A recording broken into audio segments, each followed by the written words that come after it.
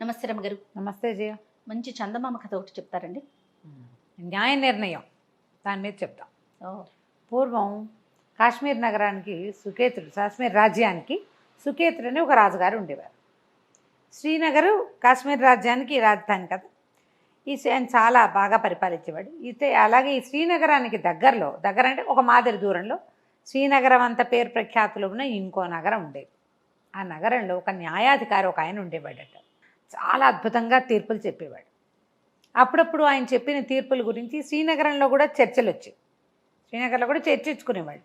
ఎంతో బాగా తీర్పు చెప్పాడు, ఆయన చాలా బాగా చేస్తాడని వింటూ ఉండేవాడు సుకేత మహారాజు.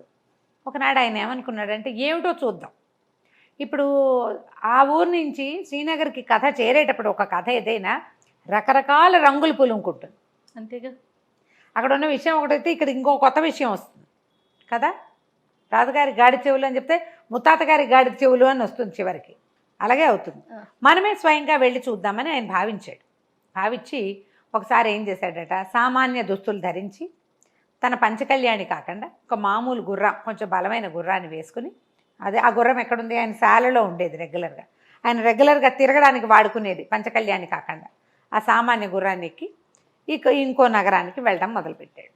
ఆ నగరానికి చేరటానికి ఇంకొక 10 ఆమడల దూరం ఉండగా ఒక ధర్మశాల ఏదో వచ్చింది. ఈయన అక్కడ దిగి ఏదో మంచినీళ్ళు తాగాడు, ఏదో ₹1 అక్కడ ఇచ్చాడు, పళ్ళు గిళ్ళు ఇవ్వ కనపడితే కొనుక్కుని తిన్నాడు. ఈయన మళ్ళీ గుర్రం ఎక్కుతుంటే ఒక బిచ్చగాడు ఒక అతను కనపడ్డాడు, ధర్మప్రభు అని దగ్గరకు వచ్చాట.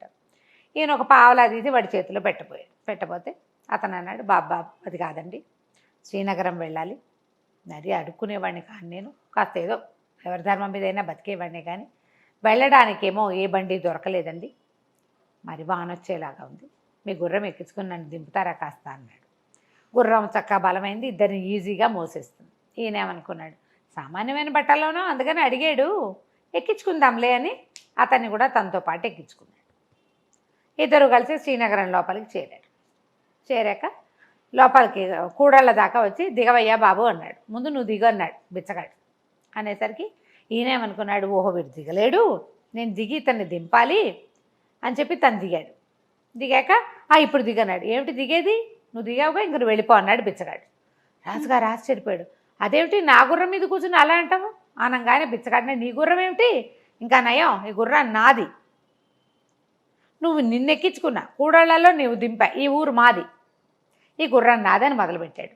ఈయన ఆశ్చర్యపోయాడు, ఊరిని ఇంత దొంగలదారేమిట్రా నాయన, నువ్వు బిచ్చగాడివి, పద న్యాయాధికారి దగ్గరికి అన్నాడు. అనేసరికి బిచ్చగాడు అన్నాడు, నాకేమన్నా భయం అనుకున్నావా, పిడిరాయల్లే ఉన్నావు, నీకు గుర్రమై ఉందని ఎవరు నమ్ముతారు, నేనంటే కాళ్ళు లేనివాడిని, ఒక కాళ్ళు లేదు నాకు, కుంటి బిచ్చగాడిని నేను, కుంటివాడిని, అందుకని నేను గుర్రం మీద తిరుగుతా, నువ్వు నాకు పిడిరాయల్లే ఉన్నావు, 2 కాళ్ళతో నడుస్తావు, నీ గుర్రం అంటే ఎట్లా నమ్ముతారు, ససేమిరా అన్నాడు. అనేసరికి రాజు ఏమనుకున్నాడు, ఓహో ఎలాగో మనం న్యాయాధికారిని చూడబోదామనుకున్నాం, ఇదే పుచ్చుకెళ్దాం ఎట్లా చెప్తాడోనని ఈ గుర్రాన్ని వెంబడి పెట్టుకుని న్యాయశాలకి వెళ్ళారు.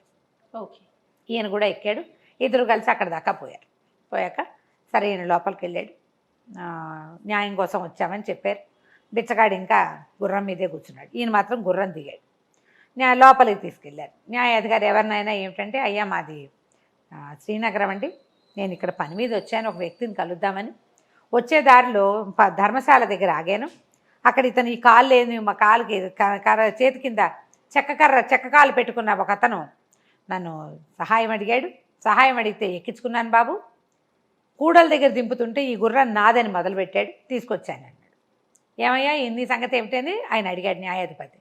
ఈ బుచ్చగాడు అన్నాడు, కుంటి బిచ్చగాడు, కాదండి బాబు, నాకు అసలు కాళ్ళు లేదు, ఒక కాలేమో పూర్తిగా లేదు, మోకాలు దాకా లేదు, 2వ కాలు పాదం దాకా లేదు, నేను కర్రలతోటే నడుస్తానండి, మరి తిరగలేక నేను గుర్రం కొనుక్కున్నాను, నా శక్తి అంతా ధారపోసి, ఈ గుర్రం నాదండి, ఆ రోడ్డు మీద ధర్మశాల దగ్గర ఉండి ఊళ్ళోకి వెళ్ళాలంటుంటే బళ్ళు ఎందుకని పోనీలేమని నేను ఎక్కించుకుంటే ఇట్లా అంటున్నాడండి అన్నాడు.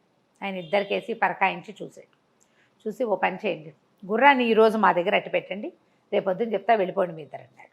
అదే సమయానికి ఇంకో ఇద్దరు వచ్చారు. ఒక ఆవిడ మూగావిడని తీసుకుని ఇద్దరు, ఒక కరణం గారు ఒక రైతు. ఆ మూగావిడ తమ భార్య అంటే తమ భార్యని కొట్టుకుంటున్నారు వాళ్ళిద్దరు.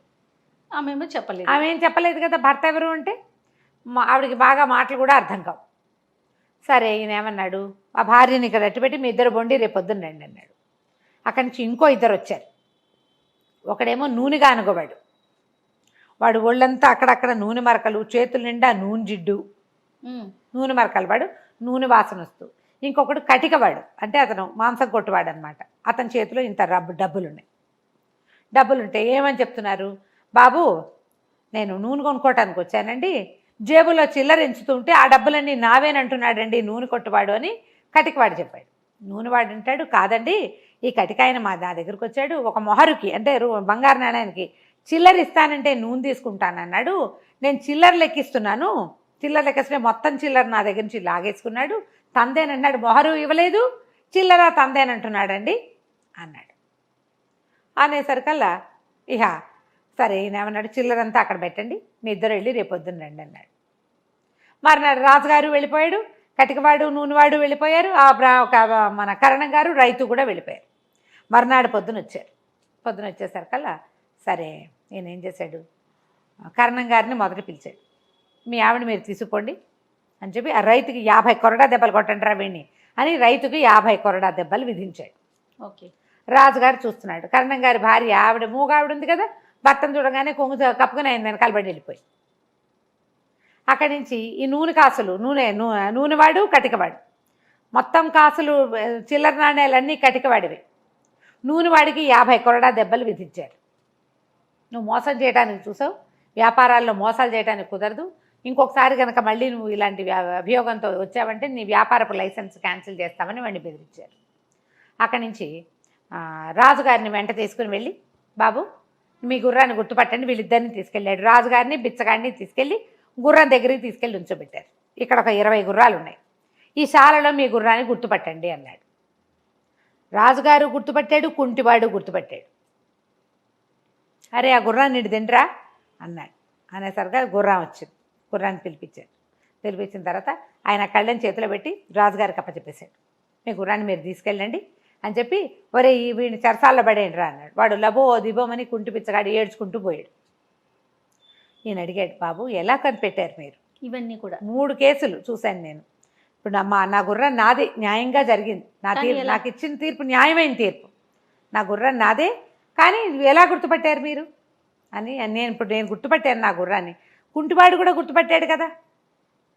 కుంటివాడు వాడు 1 గంట ప్రయాణం చేశాడు, 2 గంటలు ఆ గుర్రపు తాలూకు రూపరేఖలన్నీ చూస్తూ ఉన్నాడు. ధర్మశాలలో రాజుగారి లోపల భోజనానికి వెళ్ళాడా, ఏదో తాగడానికి వెళ్ళాడు. వీడు బయట కూర్చుని గుర్రం తాలూకు చెవులు ముక్కు మూతి అన్నీ పరీక్ష చేసి 100 గుర్రాలు కూడా దాన్ని గుర్తుపట్టేంత పరిజ్ఞానాన్ని సంపాదించేసుకున్నాడు. 1 గంట 2 గంటల ప్రయాణం చేశాడు, వాడు గుర్తుపడతాడు న్యాచురల్. అంటే ఆయన పక్కపక్క అనేవాడు, మీరు గుర్తుపట్టడం కాదండి, మీ గుర్రం మిమ్మల్ని గుర్తుపట్టింది. గుర్రము కొత్త వాడిని చూస్తే ఏమీ ఎక్స్ప్రెషన్ ఇవ్వదు, చూస్తూ ఉంటుంది. వీడెవడో నాకెందుకు అని 100 మందిని చూస్తుంది. అది ఎవరిని చూసినా ఎక్స్ప్రెషన్స్ ఇవ్వదు. గుర్రం ఓనర్ని చూస్తే ఎక్స్ప్రెషన్ ఇస్తుంది, అది కళ్ళార్పి చెవులు దిక్కపడుస్తుంది. దానికేసే చూస్తే మనకు అర్థమవుతుంది. పరిచితమైన ముఖం కనపడితే దాని లక్షణం వేరుగా ఉంటుంది, దాని ఓనర్ని అది గుర్తుపడుతుంది, తన మీద స్వారీ చేసే వాడిని అది గుర్తుపట్టేస్తుంది కదా. అంతేగా, మీ గుర్రం మిమ్మల్ని గుర్తుపట్టిందండి, అదే లెక్క, అది మీతో ఉంది, ముష్టి పిచ్చగాడిది కాదు అది, అది వాడెవడో కూడా దానికి తెలియనట్టు కాదు. ఓసారి ఎక్కితే దానికేం లెక్క, రోజు ఎక్కేవాడు, దాన్ని నిమిరేవాడు, దాన్ని కావలించుకునేవాడు, ఆ వాళ్ళు కదా దానికి కావాల్సింది అనేసరికల్ రాజుగారికి ఆశ్చర్యం వేసింది. చాలా బాగా కనిపెట్టారండి, ఈ 2 కేసులు ఎలా చేశారు మీరు అన్నాడు. ఇది కూడా విచిత్రమైనది ఏం కాదు, కరణం గారి భార్యని మా ఇంటికి తీసుకుపోయాను, రాత్రి ఆవిడమ్మ కలం ఇచ్చి పెన్నులో ఇంకుపోయమ్మా అన్నాను, వాడు క్షణాల్లో పోసేసి ఇచ్చేసింది. రోజు చేస్తుంది ఆవిడ పని.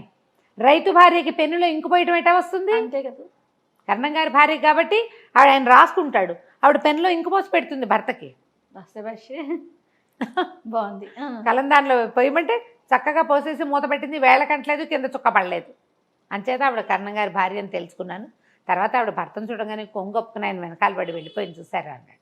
మరి ఇప్పుడు ఈ కాసులు ఎట్లా కనిపెట్టారండి? చిల్లర అంటే దాందే ఉంది. నూనె గానుగ వాడు వచ్చాడా, చేతులంతా జిడ్డోడుతూ నూనెగా ఉన్నాయి, వాడు చిల్లర లెక్క పెడుతుంటే వాడి చేతిలో నుంచి కటికవాడు లాక్కున్నాడని చెప్పాడు. మరి ఇప్పుడు నూనె చేతులతో కాయిన్స్ లెక్క పెడితే నూనె అంటదా వాటికి? ఇంటికి వెళ్ళంగానే కాసులన్నీ నీళ్ళలో పోసాను, నీటిలో పోస్తే వాటి మీద ఉన్న జిడ్డంతా తేలాలి, కానీ ఆ కాసుల మీద జిడ్డే లేదు, అవి చిన్న ఏదు వాసన వస్తున్నాయి.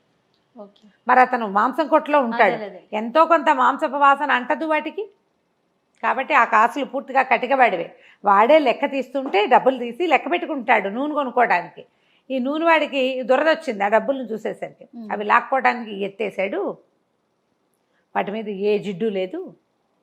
ఆ చిల్లరంతా నాదని ఇతను అంటున్నాడు, కానీ అది జరగలేదనేసరికి రాజు చాలా ఆశ్చర్యపోయాడు సుకేతుడు. మంచి సరదా వచ్చింది ఆయనకి. థ్యాంక్స్ చెప్పి తన గుర్రాన్ని తీసుకుని శ్రీనగరానికి వెళ్ళిపోయి ఓ 10 రోజుల తర్వాత చక్కగా రాజలాంఛనాలతోటి ఈ నగరానికి ఈ న్యాయాధికారిని పిలిపించుకుని తన దగ్గరే శాశ్వతంగా అట్టపెట్టుకున్నాడు. ఎందుకంటే అతను పొరపాటు పడ్డు, తప్పులు చేయకుండా ఉండడానికి మ్యాక్సిమం ప్రయత్నం చేస్తాడు. న్యాయమైన ఐడియాలు తెలివితోటి చేస్తాడు. ఎంత తెలివిగా ఉన్నాయి చూడు 3 విషయాలు. కూడాను. ఇలాంటి తెలివిగల నిర్ణయాలు చేసేవాళ్ళు పాతకాలపు న్యాయాధికారులు. సాక్ష్యాల మీదే ఆధారపడకుండా తమ గుర్రాన్ని వాడేవాళ్ళు అనమాట. కథ కంచికి మనం ఇంటికి. సూపర్. నమస్తే రమ్య. నమస్తే.